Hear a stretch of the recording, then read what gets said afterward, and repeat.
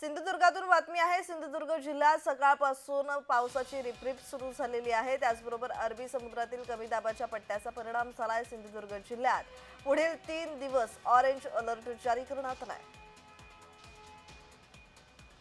तर आपण पाहतोय सध्या मुंबई असो, ठाणे असो, कोकण असो, त्याचबरोबर मध्य महाराष्ट्र आणि पश्चिम महाराष्ट्रात सुद्धा आता पावसानं दमदार हजेरी लावलेली आहे। सिंधुदुर्ग जिल्ह्यात सुद्धा सकाळपासून पावसाची रिपरिप सुरू आहे।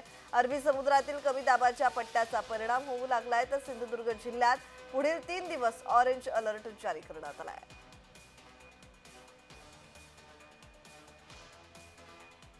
आणि या संदर्भात अधिकची माहिती देतात आमचे प्रतिनिधी सुरेश कौलगेकर। सुरेश, सिंधुदुर्ग जिल्ह्यात सकाळपासूनच पावसाची रिपरिप सुरू झालेली आहे। अरबी समुद्रातील कमी दाबाच्या पट्ट्याचा परिणाम सिंधुदुर्गात दिसून येतो। या संदर्भातला अधिकचा तपशील।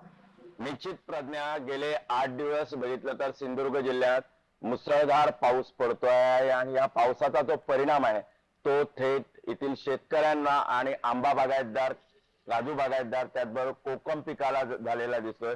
दक्षिण कोकण किनारपट्टीवरील पूर्व मध्य अरबी समुद्रात कमी दाबाचा पट्टा निर्माण झाल्यामुळे ही सध्या स्थिती आहे।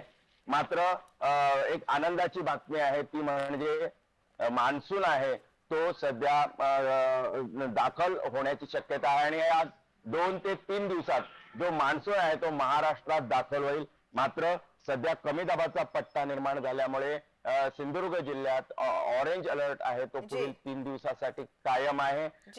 सध्या जी एकंदर परिस्थिती पाहिली तर जो मान्सून आहे तो 8 दिवस अगोदर येतोय, कारण तब्बल 14 वर्षानंतर मान्सून आहे तो 8 दिवस पूर्वी येण्याची जी घटना आहे ती घडणार आहे। कारण 2009 मध्ये मान्सून हा त्यावेळी वेळे अगोदर दाखल झाला होता आणि यावेळी तसाच मान्सून हा पुन्हा दाखल होतोय। मात्र सध्या जो पडणारा पाऊस आहे, सध्या रिपरिप पावसाची सुरू आहे आणि त्याचा जो परिणाम आहे तो मात्र सिंधुदुर्ग जिल्ह्याला मोठ्या प्रमाणात झालेला आज पाहायला मिळतो। मात्र पुढील 3 दिवसासाठी ऑरेंज अलर्ट आहे, त्यामुळे मच्छीमारांनी समुद्रात जाऊ नये, कारण सध्या समुद्र आहे तो खवळलेल्या स्थितीत आहे आणि त्याची जी लाटाची उंची आहे त्यामध्ये मोठ्या प्रमाणात वाढ झालेली आहे आणि त्यामुळे सतर्कतेचा इशारा आहे तो प्रशासनाने दिलेला दिसतो। सुरेश, पाहायला गेलं तर पाऊस आला म्हणजेच आनंदमय वातावरण असतंच, मात्र सध्या आरोग्यावरही परिणाम होताना दिसतो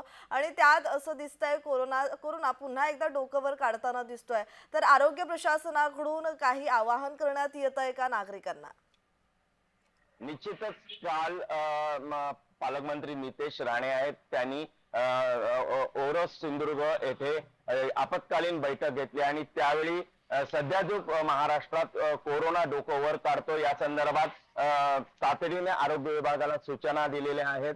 या संदर्भात जर आवश्यकता असेल तर तपासण्या कराव्या या संदर्भातही पालकमंत्री यांनी सूचना दिल्या आहेत। त्यामुळे आरोग्य यंत्रणा आहे ती येणारा जर कोरोना जर आलाच तर काय काळजी घ्यावी या संदर्भात मात्र आरोग्य यंत्रणा कुठेतरी अलर्ट झालेली दिसते। जी जी जी, धन्यवाद सुरेश तुम्ही दिलेल्या माहितीसाठी।